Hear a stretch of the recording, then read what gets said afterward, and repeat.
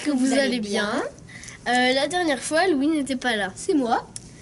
Donc, on va enchaîner tout de suite. On va encore parler de livres au cas où vous seriez aveugle.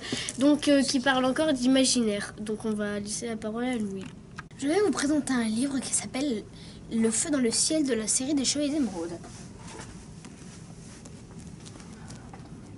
Cette histoire commence en temps de paix jusqu'à l'arrivée de l'empereur noir Ameucaret, mais un personnage nommé Émeraude Ier fait renaître l'ordre des Chevaliers d'Émeraude. Pour le détruire, malgré cela, le royaume de Sloa se fait dévorer par les dragons noirs. La reine de Sloa confie sa fille à la peau mauve, Kira, au Chevalier d'Émeraude. Ils vont l'entraîner car elle est liée à une mystérieuse prophétie. Mais monsieur Louis, que pensez-vous de ce livre?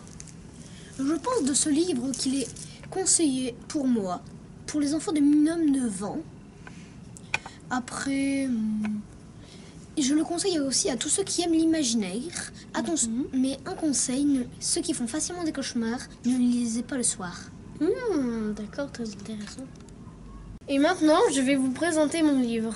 La France, pays des mystères. Ah, merci. Alors, j'ai choisi 3 pages de ce livre. Parce que c'est celles qui sont le plus au nord de la France, donc ça nous intéresse plus. La première légende s'appelle le jardin du Luxembourg et le diable Vauvert. Ça se passe donc au jardin de Luxembourg, à Paris. On dit qu'il y aurait des spectres qui hantraient les lieux et tous les soirs on entendrait des cris. Leur chef s'appellerait le diable Vauvert, il aurait les cheveux verts, une longue barbe blanche et une énorme massue. Ça m'a l'air très effrayant. Ah oui, monsieur, mais ce n'est rien à côté de notre nouvelle légende. Elle s'appelle Notre-Dame et les mystères d'Isis. Certains pensent y retrouver Isis, divinité égyptienne protectrice et salvatrice. Elle serait cachée sous les traits de la Vierge Marie. On dit même que les chimères... Mais qu'est-ce que c'est, des chimères? C'est des petites statues qui sont comme ça, tout en haut du bâtiment. D'accord, merci. Serait prête à se décrocher pour emporter les hommes aux âmes impures vers les profondeurs de l'enfer. Tout ça me fait froid dans le dos. Ah bon? Mais il y en a encore une plus effrayante. Elle s'appelle Le Petit Trianon et ses fantômes. Il y aurait le fantôme de Marie-Antoinette. C'était la femme du roi Louis XVI.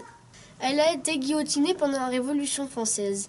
Il y aurait les fantômes de son entourage direct, aperçus au Petit Trianon, par 2 touristes anglais. Et les fantômes revivraient les pires moments de leur vie quand ils étaient mortels. Et vous, croyez-vous aux fantômes? Bien sûr, j'en suis un.